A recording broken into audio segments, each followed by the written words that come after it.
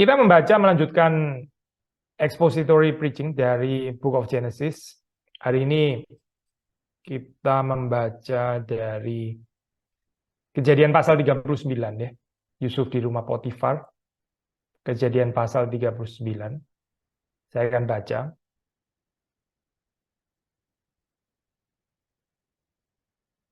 Adapun Yusuf telah dibawa ke Mesir dan Potifar seorang Mesir pegawai istana Firaun kepada pengawal raja membeli dia dari tangan orang Ismail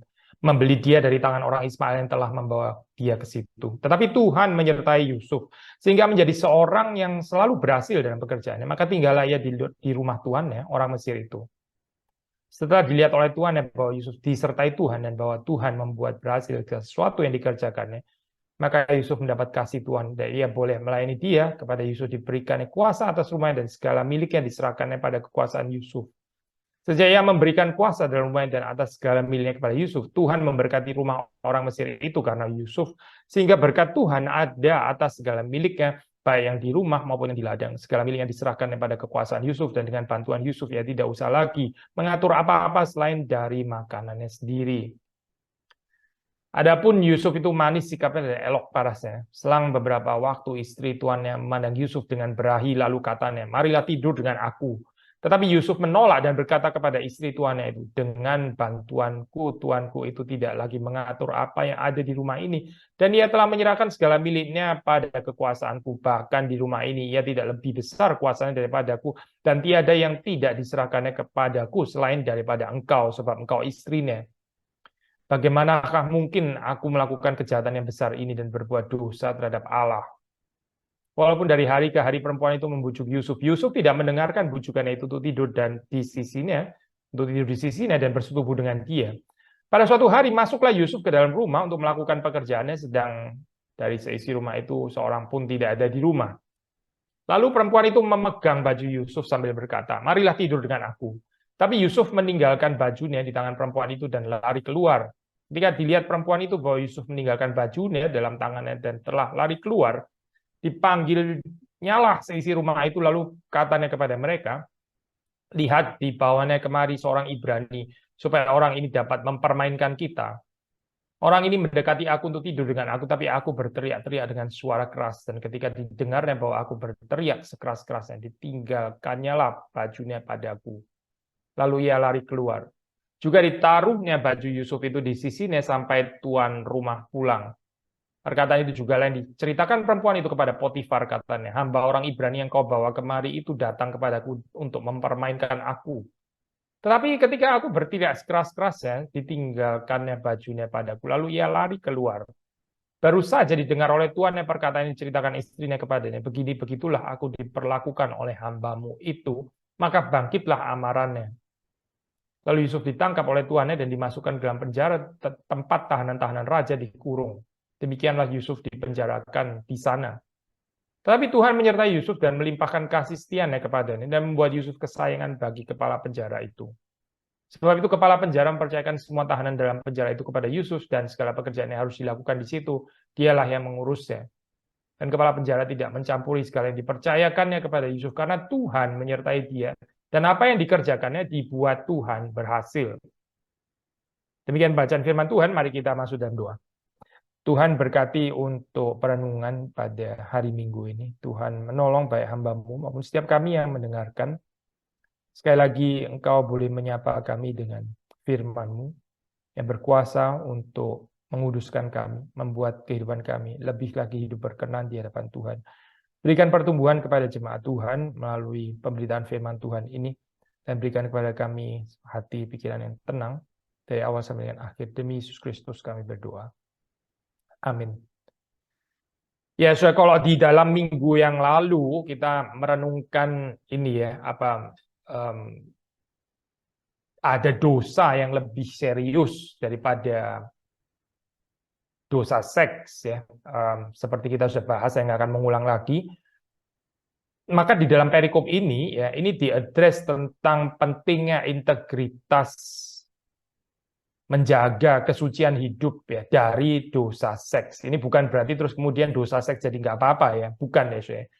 Whereas di dalam bagian yang lalu dikatakan memang ada yang lebih serius di situ ya, kejahatan daripada Yehuda ya, yang tidak memberikan anaknya untuk melanjutkan keturunan ya, dan itu against the promise of God. Maka di dalam bagian ini, nah inilah saatnya saya sekarang membahas tentang pentingnya ini ya, kesucian, kekudusan ya, menjaga diri supaya orang tetap bisa memelihara integritas di dalam seksual aspek. Ya, saudara membaca di dalam bagian ini, bukan nggak diadres ya, saya bukan nggak diadres, karena nanti kita bisa salah ngerti, kita pikir, oh ternyata nggak apa-apa ya, berarti ini ya, Pak, sexual immorality. Bukan nggak apa-apa, saya ini diadres di dalam bagian ini, dan tentu saja seperti biasa, yang kita bahas di dalam perikop ini, ya bukan hanya tentang sexual integrity saja, atau the dangers of sexual immorality, tapi juga ada yang kita bisa belajar dari message secara lebih luas dari perikop ini ya.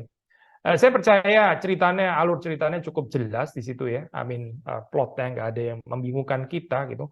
Tapi yang kita mau soroti adalah ini, saya. Ini adalah fase di mana Yusuf itu mulai masuk ke Mesir gitu. Ini masuk ke Mesir kan, dia dijual ke pedagang Ismail lalu dijual ke Mesir. Nah sekarang dia berada di Mesir di sini ya. Nah selalu ada pertanyaan di sini. Ini Mesir ini kan empire gitu ya. Bagaimana seorang believer, seorang faithful kepada Tuhan, kepada Yahweh, itu bisa hidup di tengah-tengah worldly empire.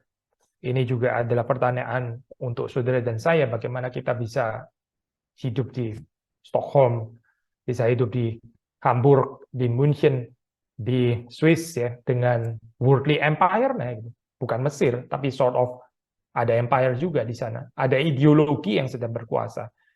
Nah, apa ini? Apa resikonya gitu? Bagaimana kita bersikap gitu? Pilihannya tentu saja adalah just sekam ya, ini ada takluk saja gitu, just ikuti saja gitu kemauan yang worldly empire, which is itu sangat terrefleksikan ya, clearly reflected di dalam cerita kita gitu kan ya. Ya tidur aja gitu ya, kenapa emang ya gitu kan ya, itu memang kemauannya empire kayak begitu kan ya. Atau ya terus kemudian memelihara integritas ya, sebagai orang percaya, sebagai orang yang setia kepada Tuhan, kepada Yahweh. Tapi seperti sudah lihat, bukan tanpa resiko ya, bukan tanpa penderitaan, bukan tanpa salib yang harus dipikul di sini gitu. So ini cerita klasik gitu ya, cerita klasik menggambarkan tegangan seorang percaya yang hidup di tengah-tengah ya bangsa yang tidak takut akan Tuhan, yang punya ideologinya sendiri, yang punya value-nya sendiri, yang punya aturannya sendiri. Nah, sekali lagi ya, saya kalau boleh ini mengangkat motif dream di situ ya. Ini kan Yusuf yang bermimpi, tapi seperti kita sudah jelaskan bukan mimpi pribadinya, tapi sebetulnya ya Tuhan yang memberikan mimpi itu kepada dia. Mimpi ini adalah janji Tuhan sendiri. Ini adalah nubuatan dari Tuhan yang harus terjadi di dalam kehidupan Yusuf. Tapi seperti saudara melihat di sini ya, mimpi kerajaan Allah, kita tetap pakai istilah ini ya. Itu waktu hadir di tengah-tengah dunia ini ya, itu bukan tanpa challenge dan bukan tanpa tantangan. Bukan karena ini mimpi dari Tuhan terus kemudian ya pokoknya smooth saja begitu ya. Tidak, saya. Banyak perlawanannya di sini. Bahkan sudah bisa melihat di dalam kehidupan Yusuf ya. Ceritanya mulai dengan gambaran yang bagus kan, gambaran yang indah ya. Dia somehow came to power gitu. Dia mendapatkan kepercayaan, kekuasaan bahkan dari tuannya, dari Potifar. Tapi terus kemudian cerita ini diakhiri dengan imprisonment, diakhiri dengan pemenjaraan. Ya. Di dalam cerita ini, kita bisa melihat semacam interface gitu ya, pinjam istilah Burgeman gitu, between the people of the dream and the rulers of the empire. Sekali lagi ya, interface between the people of the dream and the rulers of the empire. Ada tegangannya di sini ya. Bagaimana ini? Terus kemudian ketemunya gitu.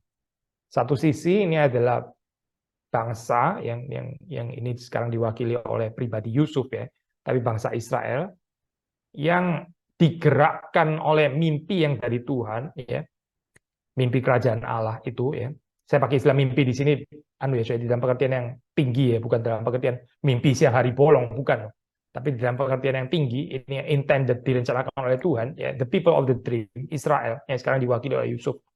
Lalu berhadapan dengan penguasa-penguasa kerajaan, penguasa-penguasa dunia ya, di sini yang kali ini ya diwakili oleh ya Potifar istrinya gitu. Itu penguasa di situ. Bahkan Yusuf sudah bisa naik sampai kepada kekuasaan yang ya nggak lebih rendah daripada Potifar kecuali urusan istrinya seperti dia sendiri mengatakan. Tapi ini pun ternyata juga bisa di-scattered gitu ya. Ternyata digagalkan tanda kutip gitu. Tapi apakah rencana Tuhan itu gagal? Nah ini yang kita bisa pelajari daripada cerita ini. Kadang-kadang kita pikir ya ini bagus ini ya. Sudah di sini ini sudah bagus. Sudah posisinya sudah tinggi sekali. Sudah di Potifar gitu. Tapi ternyata untuk ambisi Tuhan masih belum Ini belum the end gitu. Sudah ada semacam cicipan di situ ya. Cicipan bagaimana Yusuf nanti menjadi orang kedua di Mesir ya. Cicipan di dalam cerita Potifar ini ya. Tapi cerita ini seperti kayak scattered, seperti kayak digagalkan, dibuyarkan ya, dibikin hancur gitu dengan fitnah gitu. Tampak seperti kayak seolah-olah kejahatan ada waktunya gitu ya, bisa menang di dalam kehidupan ini. Tapi itu bukan berarti terus kemudian dream yang dari Tuhan itu gagal. Ini akan jalan terus dengan cara Tuhan. So, sekali lagi, temptation-nya adalah begini ya, kita menganggap saya sudah berjalan di dalam mimpinya Tuhan, mimpi yang dari Tuhan dan bukan kehendak saya sendiri. Tapi kalau ternyata masih ada apa ya kesialan-kesialan seperti ini, saya pakai istilah dunia ya, maksudnya kita nggak percaya kesialan. Kita kok mengalami ketidakadilan seperti ini di dalam kehidupan gitu loh. Saya salah apa ya? Ini kan saya difitnah. Kalau difitnah harusnya kan Tuhan harusnya mampu nggak sih membersihkan nama baik saya?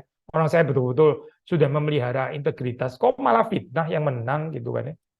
Saya kalau sudah pernah menonton di dalam gambaran film ya, itu digambarkan agak sedikit lebih manusiawi. Di situ Potifarnya digambarkan ini ya, waktu Yusuf difitnah oleh apa itu istrinya, istri Potifar. Lalu ada adegan Potifar sendiri cek ya, itu apa klarifikasi dengan Yusuf menceritakan apa adanya. Terus kemudian Potifar percaya di situ ya, tapi tetap untuk menjaga apa ya ini apa namanya ya, pamor daripada istrinya. Yusuf tetap di penjara juga. Tapi paling enggak Potifar itu tahu gitu ya bahwa Yusuf sebetulnya nggak melakukan itu gitu. Itu di film saya. Tapi kalau sudah baca di dalam firman Tuhan, nggak ada ya saya gambaran itu sebetulnya gitu.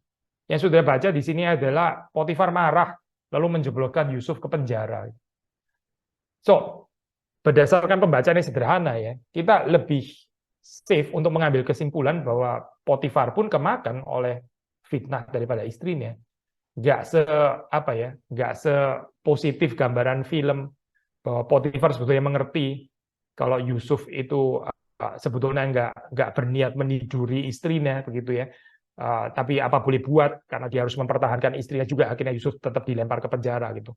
Orang ada sedikit penghiburan ya untuk Yusuf gitu ya menurut film itu. Tapi kalau di sini enggak sih sebetulnya di dalam cerita ini ya kita nggak bisa mengembangkan story seperti itu loh. Karena Alkitab mengatakan Potifar marah setelah itu. Maksudnya poin yang saya mau katakan di sini adalah betapa sulitnya hati Yusuf ya. Setelah dipercaya sekian lama oleh Potifar itu dan dia ada track record kan sebetulnya. Tapi ini hancur begitu saja kena satu fitnah ya karena itu fitnah dari istrinya. Lalu Potifar seperti ini ya percaya begitu saja gitu. Sudah nggak consider integritas yang selama ini sudah dipertahankan ya. Nggak ada track record bahwa Yusuf itu akan melakukan itu ya, tapi dia ya begitu kena hasutan istrinya, fitnah daripada istrinya, dia percaya begitu saja. Nah ini ya, itu dalam dunia ya bisa berurusan dengan fitnah, yang nggak memfitnah pun ya bisa gampang terhasut ternyata gitu. Ini can be painful di dalam kehidupan gitu untuk saudara dan saya. Lalu kita berharap kok Tuhan nggak mengklarifikasi ya? Ini kan keliru ya cerita ini gitu. Tapi dibiarkan oleh Tuhan dan betul berakhir kepada penjara. Dan bahkan kalau saudara membaca ini sedikit mengantisipasi, Alkitab juga nggak tertarik adanya klarifikasi fitnah ini, saudara nggak akan membaca di dalam pasal-pasal berikutnya. Terus kemudian Yusuf setelah dia katakanlah menjadi orang nomor 2 di Mesir, terus dia balik lagi ke Potifar dan terus kemudian menghukum istrinya gitu. Lu dulu ya fitnah gua gitu. Dan lu juga nggak percaya terhasut istri lu. Nggak ada, Alkitab itu nggak bother urusan itu dicatat. Berarti ya sepertinya didiamkan gitu. Alkitab lebih tertarik bagaimana kehendak Tuhan, ya rencana Tuhan itu terjadi di dalam kehidupan Yusuf daripada membersihkan semua ketidakadilan yang pernah dialami oleh Yusuf. nggak diklarifikasi lagi, sudah dibiarkan begitu saja gitu oleh penulis Genesis ya. So kita bisa assume karena Tuhan juga nggak tertarik membereskan itu. And that's the painful thing sometimes di dalam kehidupan saudara dan saya. Saudara kepingin klarifikasi gitu, saudara kepingin ini dibahas, saudara kepingin ini diselesaikan. Ternyata ada yang lebih penting daripada itu, saya. Yaitu apa, saya? Penggenapan kehendak Tuhan di dalam kehidupan saudara dan saya. Jangan didistrak oleh urusan-urusan pengalaman ketidakadilan yang akhirnya membuat kita nggak bisa move on. Membuat kita nggak bisa menggenapi kehendak Tuhan karena kita terlalu bitter, karena kita terlalu sakit hati kita gitu ya. Ini saya sudah ditipu, difitnah, itu orang kena hasut, akhirnya kena hasut juga melakukan kejahatan kepada saya dan seterusnya. Ya sudah dilalui bersama dengan Tuhan saja. Nah ini ya saya, tadi kita mengatakan, ya di dalam perikop ini ada address tentang bahaya sexual immorality, di-address betul, tapi bukan cuma sekedar urusan seksual gitu. Ada hal-hal yang lain yang sebetulnya cukup ini ya, padat kita bisa pelajari gitu. Tipikal saya di dalam kehidupan orang yang berada di dalam narasi dunia seperti di dalam cerita ini diwakili oleh istri Potifar. Nah, saudara melihat di sini ya, dia sendiri punya bayangannya bagaimana menaklukkan Yusuf. Yusuf sendiri tahu ya apa yang dia lakukan di hadapan Tuhan. Jadi kita ya sebagai orang percaya, kita juga seharusnya tahu ya apa itu kehendak Tuhan dan menjaga integritas itu. Tapi dunia ini datang dengan imajinasinya sendiri. Dunia kadang bisa mendatangi, namanya manusia, siapa sih yang nggak suka kenikmatan seks gitu misalnya kan. Siapa sih yang nggak suka tidur dengan ini istrinya Potifar yang masih sangat mungkin powerful, hebat di ranjang, mungkin kita bisa assume seperti itu gitu ya. Ya nggak mungkin lah menolak, goblok banget menolak gitu ya. Dunia ini punya imajinasinya sendiri, saya. Dunia bisa mengatakan siapa sih di dalam dunia ini nggak tertarik, nggak cinta uang, nggak ada lah itu orang. Semua kan bisa dibereskan dengan uang. Tinggal kasih uang aja, uang akan membereskan segala sesuatu. Mereka pikir ya, di dalam imajinasi mereka gitu ya, orang-orang pilihan, orang yang dipilih oleh Tuhan itu juga akan sama seperti itu. Ya ini precisely pikiran daripada perempuan ini ya. Dia imagine bahwa Yusuf, inilah kesempatannya, ini mungkin saatnya dia sudah tunggu-tunggu. Nah sekarang saatnya lagi nggak ada Potifar, bukan cuma nggak ada Potifar, nggak ada yang lain juga, cuma berduaan di rumah, ya pasti dia akan langsung inilah ya. Karena dia sendiri juga sudah kepingin dari kapan-kapan. Ya itu ini pikirannya perempuan ini gitu. Jadi dia imagine sendiri dan sangat yakin ya bahwa orang-orang percaya ya, orang-orang yang mengaku Kristen pasti akan mengikuti jalan dari dunia ini gitu. Di dalam confidence-nya, di dalam keyakinannya. Tapi ternyata tidak ya, saya. To be precise, ya, saudara dan saya memang live in the empire, kita live in the world ya, betul, dengan segala segala rules-nya, dengan segala peraturannya, dengan segala mimpinnya, dengan segala ideologinya, dengan segala semua lah, saya, narasinya itu. Tapi seperti dikatakan Brueggemann ya, saya, kita jangan lupa ada limit ya yang ditetapkan oleh Tuhan. Bagaimana narasi dunia itu boleh menguasai kehidupan saudara dan saya. Orang-orang yang hidup memegang kekuasaan, mereka pikir mereka punya power atas segala sesuatu. Mereka bisa menentukan semuanya. Mereka nggak sadar bahwa mereka diberi limit oleh Tuhan. Kadang-kadang negara juga bisa begitu congkak. Ya. Ada negara yang abusing power. Ya kita bersyukur ya kita hidup di Eropa ini bukan menjadi sesuatu saya pikir bukan menjadi sesuatu yang kita nggak bisa terlalu negatif melihat, masih ada anugerah umum gitu. Tapi seperti sudah tahu ya di negara-negara lain nggak taken for granted seperti ini gitu. Ada negara yang abusing power gitu. Sebetulnya nggak harus negara bisa terjadi sampai di dalam unit yang paling kecil ya, di dalam keluarga ya, ada mungkin anggota keluarga yang juga abusing power gitu. Di mana di tempat, di company ya, mungkin ada pemimpin-pemimpin, penguasa-penguasa, bos-bos ya, atasan-atasan yang ya abusing power. Bahkan tidak terkecuali di gereja pun kalau kita nggak hati-hati ya, juga bisa ada orang yang abusing power di situ ya. The good news apa Good news apa? Penghiburan apa? Tuhan itu menetapkan limit ya di sini. Seperti perempuan ini ya, dia pikir dia bisa mendapatkan Yusuf ya dengan atraksinya, dengan apa ya, kecantikannya, dengan ya semua yang ada padanya, kedudukannya ya. Dia pikir dia bisa menaklukkan Yusuf. Ternyata dia tidak bisa menaklukkan. Dia cuma bisa dapat pakaiannya saja gitu. Dia nggak bisa mendapatkan seluruh kehidupan Yusuf. And this is good news ya. Saudara dan saya yang percaya kepada Tuhan, kita tidak seharusnya bisa didapatkan oleh dunia. Dunia nggak seharusnya bisa menguasai kita. Gitu. Ada limit yang ditentukan Tuhan bagi dunia ini. Gitu. Karena kita punya panggilan yang berbeda, kita nggak menjalani narasi of the empire ini, bukan ya. Kita nggak seharusnya tertarik. Iya, kita hidup di dalamnya, betul. Maksudnya kita ada di sana, betul. Kita ada di dunia ini dan bukan di tempat yang lain, gitu ya. Bukan di sorga, tapi di dunia ini, gitu. Tetapi ingatlah ya, ini kita adalah bangsa komunitas yang di-driven by mimpi yang diberikan oleh Tuhan, rencana Tuhan, keinginan, kehendak Tuhan di dalam kehidupan kita. Nah, saya sudah bisa mendapati ini ya, Pak, karakteristik daripada narasi dunia ini ya, narasi of the worldly empire seperti Mesir gitu ya, tipikal ya, seperti sudah melihat di dalam kehidupan istri Potifar nih. Dia mengejar maunya sendiri, ya. Mengejar dirinya sendiri, mengejar ya self pleasure, ya kenikmatan bagi dirinya sendiri. Ya ini sangat karakteristik ya di dalam dunia ini. Orang boleh bekerja mirip ya, semua orang bekerja, orang Kristen bekerja, orang non Kristen juga bekerja, semuanya bekerja. Tapi bekerja untuk apa sih? Bekerja untuk ya one's own pleasure. Gitu.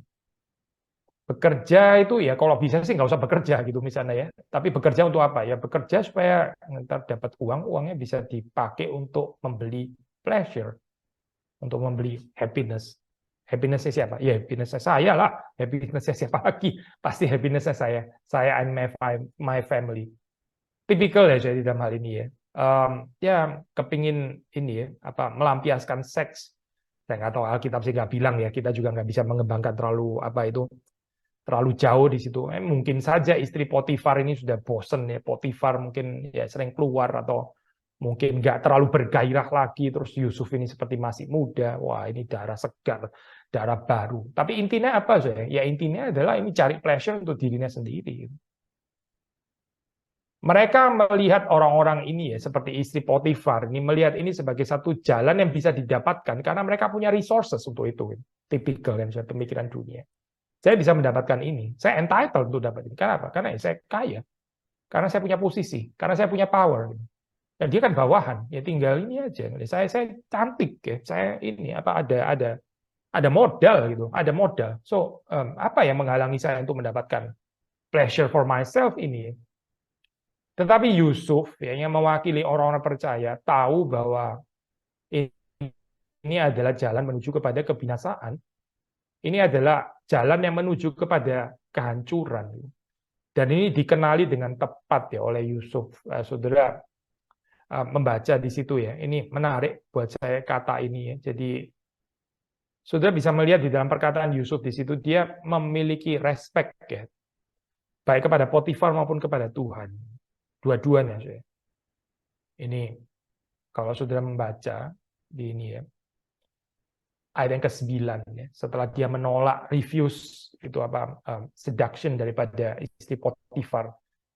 Dia mengatakan bagaimana mungkin aku melakukan kejahatan yang besar ini ya. Ini kalimat sebelumnya kalau sudah baca kan tentang bagaimana Potifar itu mempercayakan kepada Yusuf ya, dia adalah orang yang dipercaya. Lalu dia menanggapi bagaimana mungkin aku melakukan kejahatan yang besar ini. Kejahatan yang besar terhadap siapa sih? Ya terhadap orang yang sudah memberikan kepada dia itu kepercayaan demikian besar. Itu masa seperti kayak stabbing dari belakang, mengkhianati, betrayal begitu kan ya. Tapi bukan hanya kepada Potifar, seperti sudah bisa membaca kalimat berikut, dan berbuat dosa terhadap Allah. So bukan hanya terhadap Potifar ya, karena kalau terhadap Potifar saja ya itu cuma urusan horizontal, cuma urusan sungkan ya ini orang yang baik terhadap saya jangan jahat. Tapi kalau orang jahat terhadap saya ya nggak apa-apa sih saya jahat kepada dia, orang dia jahat soalnya gitu. Enggak ya saya, ini bukan cuma sekedar urusan ikatan horizontal, ada respect itu secara horizontal. Tapi seperti saudara baca di sini juga, terhadap Allah, ya, berbuat dosa terhadap Allah. So integritas dari Yusuf itu bukan cuma di hadapan Potifar gitu ya, tuannya yang dia segani itu, yang pada akhirnya nggak percaya kepada ceritanya dia, tapi juga terutama kepada Allah yang dia percaya. So saudara melihat di sini ya, ini satu gambaran integritas yang sesungguhnya ya. Integritas itu bukan cuma kepada atasan kita, tapi terus nggak ada kaitan dengan Allah. Tapi juga bukan seolah-olah katanya integritas di hadapan Allah, tapi nggak pernah bisa menghormati atasan yang ada di dalam dunia gitu ya. Saudara, saya cuma hormat kepada Allah. Saya disrespect semua manusia. Saya nggak mau tunduk kepada siapapun karena saya hanya tunduk kepada Allah. Bukan itu loh. Saya gambaran cerita ini bukan itu ya. Yusuf itu submit loh kepada Potifar. Dia menghargai tuannya. Dia tidak kurang ajar terhadap tuannya.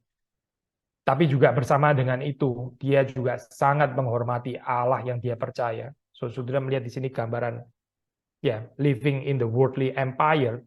Bukan berarti karena empire ini worldly, terus kemudian, sudahlah semua orang-orang yang ada di sini saya nggak mau hormat sekalipun. Saya cuma hormat kepada Allah saja, begitu ya. Nanti akhirnya jadi orang Kristen aneh yang nggak bisa kerja di mana-mana, selalu troublesome, selalu problem karena apa ya? Ya karena ini nggak bisa get along ya dengan orang di dalam dunia, nggak pernah bisa submit ya, terus dengan atas nama ketaatan hanya kepada Allah saja. Bukan itu ya saya Kristenan, bukan. Brueggemann kemudian menyoroti ini, saya ini bagian yang juga motif pakaian ya, saya motif pakaian. Sudah melihat di situ kan pakaiannya ditanggalkan, pakaiannya itu apa diambil oleh perempuan ini. Agaknya motif pakaian ya, royal clothes ya, ini pakaian kebesaran let's say ya, yang ditanggalkan ini bukan pertama kali ya di sini. Dia pernah ditanggalkan pakaiannya ya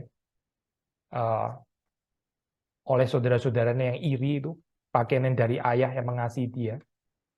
So ini sekali lagi ya, ini pakaian kebesaran juga yang dipercayakan oleh Potifar sekarang ditanggalkan lagi ya oleh istri Potifar.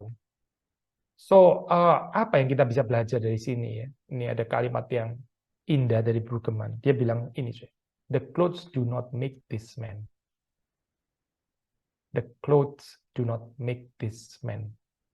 Pakaian ya, pakaiannya Yusuf itu entah yang dari ayahnya ya atau yang dari Potifar itu bukan menentukan siapa Yusuf, bukan. Seseorang itu bukan dari pakaiannya, saya bukan dari aksesori luarnya, bukan itu gitu. So ditanggalkan ya, nggak kenapa-kenapa. Yusuf nggak akan berubah.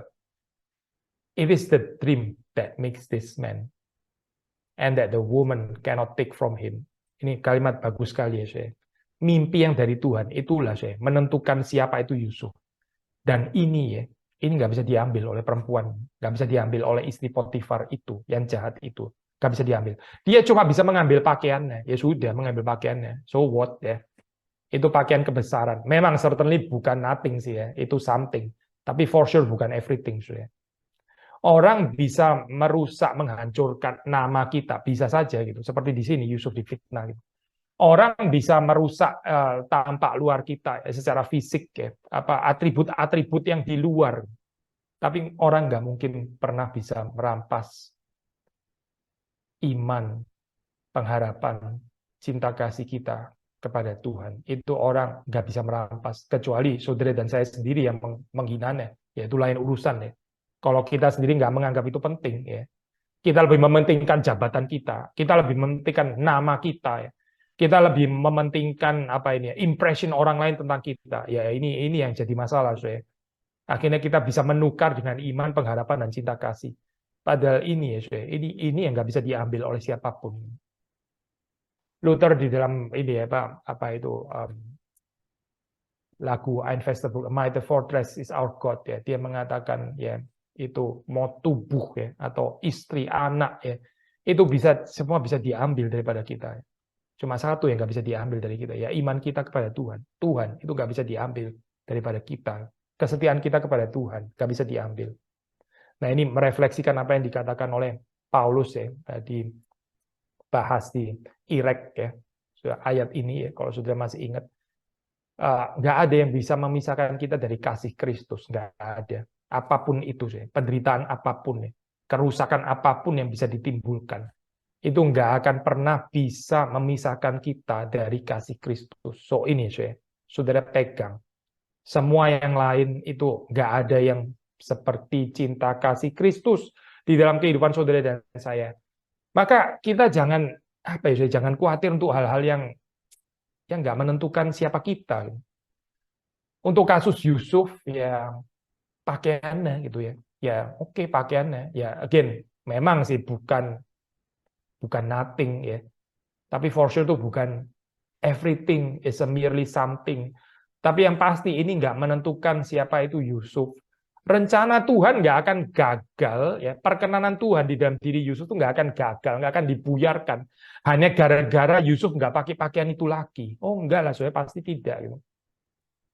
Tuhan akan terus berjalan dengan mimpi yang diberikan kepada Yusuf. Itulah yang menentukan Yusuf itu siapa. Mimpi yang dari Tuhan yang akan terus digenapi di dalam kehidupan Yusuf. Entah dia dengan pakaian ini atau dengan pakaian itu, ya. Nah, terlalu penting sebetulnya dalam hal ini. Gitu. Nah, saudara membaca bagaimana terus istri ini mulai ini ya dengan kalimat-kalimat hasutannya ya. Ini tipikal worldly empire seperti ini. Dia mulai pakai apa ya istilah-istilah yang ya merendahkan gitu. Hamba atau budak orang Ibrani ini gitu ya. Sebelumnya kan nggak pernah ada istilah ini ya, saya. Sebelumnya mungkin sama-sama mengagumi sambil diam-diam menginginkan Yusuf gitu. Tapi terus kemudian setelah keinginan yang nggak tercapai, saya. Nah inilah mulai dengan slander, mulai dengan fitnah, mulai dengan ridiculing, ya, mulai dengan merendahkan. Ya. Hamba orang Ibrani ini. This Hebrew ya, Hebrew slave ini gitu ya. Waduh, sangat menghina ya, saya. Menggambarkan tiba-tiba di sini Yusuf digambarkan seperti bukan manusia lagi ya. Digambarkan sebagai ya low class gitu. Orang yang ya boleh ditolak dan dibuang. Tapi alasannya apa, saya? Ya alasannya karena keinginan saya nggak terpenuhi gitu. Inilah saya gambaran dunia gitu. Dunia itu marah, dunia itu akan berang, dunia itu akan menunjukkan gigi dan taringnya karena keinginannya tidak tercapai. Hati-hati ya, Syekh. Kalau kita di dalam kehidupan kita ini kita marah karena keinginan kita nggak tercapai. Ini mirip dunia loh. Saudara jadi marah ya, saudara jadi berang, saudara jadi show off itu apa? Saudara punya power hanya karena ego saudara dilukai gitu. Seperti dunia dong berarti, seperti istri Potifar. Perhatikan kemarahannya ya. Dia mendadak seperti kayak berubah, nggak berubah sih, memang itu aslinya dia seperti itu. Menghina Yusuf ya. Tadinya katanya mau tidur dengan dia. Lah kalau tidur masa dia tidur dengan orang yang sembarangan. Pasti ada certain ini dong, saya mengukur level. Tapi mendadak bisa jadi berubah seperti ini. Hanya karena apa, saya? Hanya karena keinginannya tidak dipenuhi. Gitu. Orang yang keinginan nggak dipenuhi, terus kemudian dia marah, ya, sudah bisa melihat ini di dalam anak-anak kecil ya, saya. Keinginannya nggak dipenuhi. Ya inilah saya gambaran worldly empire ya. Sudah hadir di dalam diri anak-anak dari kecil loh saya. Saudara dan saya juga seperti itu kan sama gitu. Tapi coba saudara perhatikan ya. Ini bukan saudara jangan pikir oh ya lucu ya dia. Dia minta mainan ini, saya bilang nanti terus dia jadi marah-marah. Oh lucu ya, cute ya malah. Ya anak kecil kita bisa bilang cute karena dia masih kecil ya. Tapi sayangnya itu di dalam kehidupan orang dewasa ini juga bisa terjadi. Kayak anak kecil, iya benar kayak anak kecil. Waktu keinginannya tidak dituruti, ya, waktu dia merasa kurang dihargai, marah langsung, menunjukkan gigi, menunjukkan power. Nah, ya inilah istri Potifar, saya gambaran. Saudara dan saya sebagai orang percaya, kita nggak dipanggil ya untuk menghidupi cerita ini, karena ini cerita dunia sebetulnya. Orang yang marah karena keinginannya nggak dipenuhi, ya, terus kemudian jadi menghina, ya, jadi merendahkan, jadi kayak balas dendam di sini. Ya inilah saya gambaran dunia di mana kita hidup itu. The worldly empire and its narrative. Ya kayak begini ini. Jadi saudara melihat tadi yang niatnya mau apa itu ya, membujuk, merayu ya, ini apa, merayu. Terus kemudian ditolak ya, waduh, waktu ditolak sakit sekali ya. Akhirnya yang ada adalah di sini Yusuf terus kemudian difitnah ya. Yusuf difitnah dan akhirnya Potifar juga ikut terhasut dan Potifar juga akhirnya menjebloskan Yusuf ke dalam penjara. Keindahannya, keindahan daripada cerita Yusuf di sini adalah Yusuf tetap mempertahankan mimpi ini ya. Ini nggak boleh ternodai ya, nggak boleh ternodai oleh karena dia submit kepada narrative of the empire. Demikian juga saudara dan saya. Kita boleh diambil jubahnya, saudara. Kita boleh dirusak namanya, kita boleh difitnah, boleh apa ya, dijebloskan ke penjara belum sih ya, saudara dan saya belum lah ini. Kita bisa menderita kerugian sampai seperti ini ya, dipecat mungkin atau apa gitu ya, nggak tahu lah pergumulannya apa, gitu. Dibuang ke exile whatever gitu ya. Kita boleh mengalami itu semua, tetapi ya satu yang saudara dan saya harus pertahankan ya, jangan kita kemudian mengakomodasikan ya the story of the empire itu terus kemudian jadi masuk meracuni ya cerita mimpi yang diberikan Tuhan di dalam kehidupan saudara dan saya. Mimpinya Tuhan. Bahwa Tuhan akan memberkati kita ya. Bahwa kita akan dipakai untuk mempermuliakan Dia. Bahwa kita akan menjadi berkat bagi orang di sekitar kita. Ini jangan dirusak ya saudara. Mimpi ini nggak boleh dinodai oleh tindakan saudara dan saya terus kemudian sekam begitu saja terhadap narrative of the empire. Dan Yusuf di dalam hal ini menjadi teladan. Mungkin ada satu bagian lagi ya, yang kita bisa lihat yang sangat dipentingkan di dalam cerita ini ya. Supaya saudara dan saya nggak salah mengerti bahwa ini tentang kehebatan Yusuf ya, tentang setianya Yusuf ya. Alkitab memang menggambarkan positif. Betul kita bisa belajar daripadanya gitu. Tapi kalau saudara melihat sesungguhnya yang mengakibatkan seperti itu adalah tangan Tuhan ya, tangan Tuhan. Tuhan yang menyertai Yusuf. Sudah dimulai dari ayat yang kedua. As early as ayat yang kedua. Tetapi Tuhan menyertai Yusuf. Tuhan yang menyertai Yusuf. Ini diulang-ulang terus sampai terakhir bahkan ya. Di frame ini sampai terakhir. Dikatakan ayat terakhir. Tuhan menyertai dia dan apa yang dikerjain dibuat Tuhan berhasil. So, jangan lupa ya, waktu kita membaca cerita Yusuf, jangan saudara nggak melihat kebaikan Tuhan. Terus kemudian kita hanya melihat kebaikan integritasnya Yusuf saja. Yusuf punya integritas karena dia dipelihara oleh Tuhan. Bukan karena saudara lebih suci, lebih baik, lebih berkomitmen daripada orang lain. Tidak, saudara. Karena belas kasihan Tuhan. Karena anugerah Tuhan. Karena tangan Tuhan yang menyertai. Karena Tuhan yang memberkati. So, di dalam hidup ini, saudara, ada bahaya-bahaya yang terjadi. Yang kita nggak bisa kontrol semuanya ya. Tapi selalu kita melihat lagi dan lagi ada kuasa yang tersembunyi ya. Bonhoeffer bilang tentang von guten Mächten ya, von guten Mächten. Ini apa? By gentle powers. Ada kuasa dari Tuhan yang menaungi kita gitu, yang memelihara kehidupan kita. Despite di dalam dunia ini ada banyak bahaya, resiko ya, jatuh bangun dan sebagainya. Tapi ada kuasa Tuhan di balik itu semua. Ya. So, waktu kita membaca di dalam cerita Alkitab, bukan cuma di dalam cerita ini, ya, ada kebaruan-kebaruan itu ya, yang dikerjakan Tuhan di dalam kehidupan kita. Again, bukan tanpa ini ya, bukan tanpa tumult kadang-kadang, bukan tanpa apa ya, kekacauan gitu ya. Dari sisi Tuhan sih nggak kacau, Tuhan nggak surprise dengan itu semua. Tapi dari sisi kita bisa melihat itu seperti kayak kekacauan. Tapi ini seringkali cara Tuhan ya menghadirkan sesuatu yang baru di dalam kehidupan kita.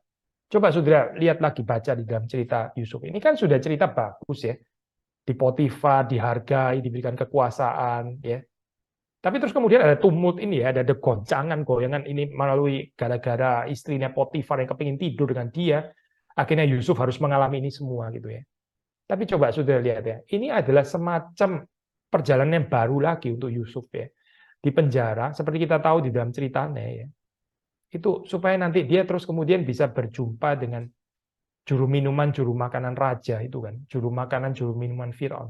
Di penjara itu gitu. So ini juga semacam kebaruan sebetulnya untuk Yusuf itu. Kebaruan di dalam kehidupannya. Tapi bukan tanpa fitnah ya. Bukan tanpa Potifar yang terhasut ya. Bukan tanpa penjara, bukan tanpa exile ya. Tapi ini adalah kebaruan yang Tuhan kerjakan di dalam kehidupan Yusuf sebetulnya itu. Di tengah-tengah ini ya saya politik of the king the kingdom of the world, politics of the worldly empire, worldly kingdom yang berusaha untuk menghancurkan itu ya, yang akan main dengan caranya sendiri, lalu terus kemudian akan mendepak, mengusir mereka yang tidak ikut dengan cara mereka, ya kan gitu kan Yesus ya. Kalau saudara nggak mau sekam, kalau saudara nggak mau submit, kalau saudara nggak mau menundukkan diri, ya saudara ditendang gitu kan. Di tengah-tengah gambarannya seperti ini ya, ada kuasa Tuhan, ada Tuhan di balik semuanya, terus memimpin kehidupan Yusuf.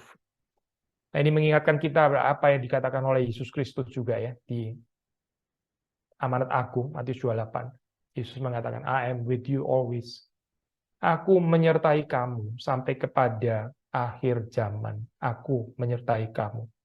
Demikian juga saya sudah melihat di situ.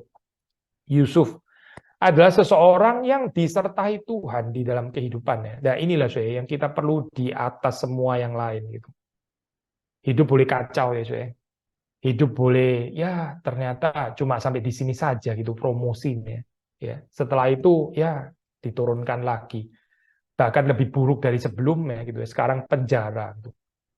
Dicopot bajunya ya, bukan cuma baju tapi bersamaan dengan itu juga posisi, dignitas seperti kayak dirusak, nama baik dan seterusnya. Bisa saja itu terjadi dalam kehidupan kita ya. Tapi satu ya, satu yang jangan sampai berpindah daripada kita, yaitu janji Tuhan.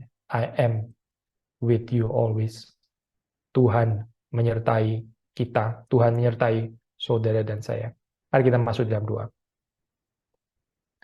Tuhan, kami bersyukur kami bisa merenungkan sekali lagi cerita dari Yusuf ini yang boleh menggugah kami dan menyadarkan kami di dalam kehidupan ini sesungguhnya memang kami berada di dalam worldly empire dengan segala seduction, dengan segala tipu daya, segala bujukannya.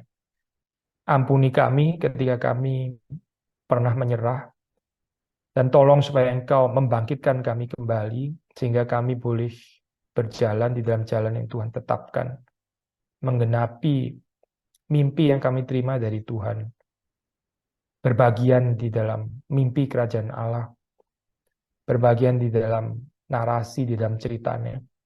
Dan kami memohon kekuatan dari Tuhan untuk tidak takluk kepada dunia ini dan segala keinginannya.